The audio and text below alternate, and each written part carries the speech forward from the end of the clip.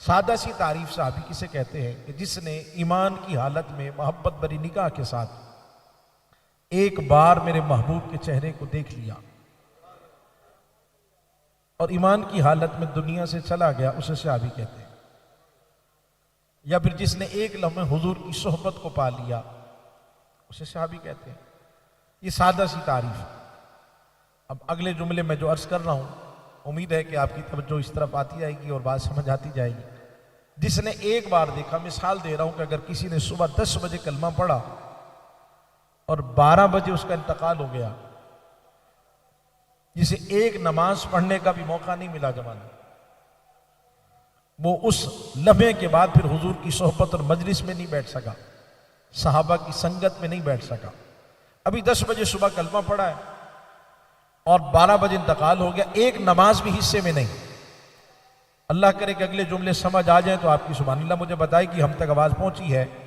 تمام علماء اس بات پر متفق ہیں کہ جس نے صرف ایمان کی حالت میں ایک بار میرے محبوب کے چہرے کو دیکھا، ایک نماز بھی حصے میں نہیں، ساری دنیا کے غوث کتب ابدال مل کر ساری رات نماز پڑھنے والے بھی اس صحابی کا برابر نہیں کر سکتے۔ میری بات پہنچ گئی؟ کچھ پہنچ گئی ہوگی۔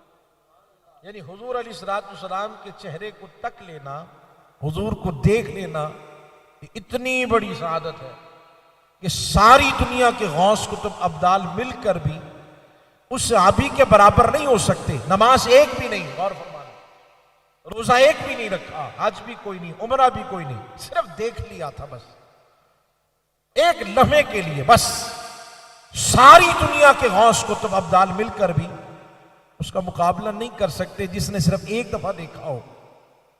اگلے جملے پہ تھوڑا سا آپ کا امتحان لینے لگا ہوں کہ آپ جاگ رہے ہیں اور میں اس کے بعد گفتگو نہ بھی کروں تو سمجھوں گا میری بات پہنچ گئی ہے۔ آپ کی سبحان اللہ مجھے بتائے گی پھر مجھے کس انداز میں گفتگو کرنی ہے۔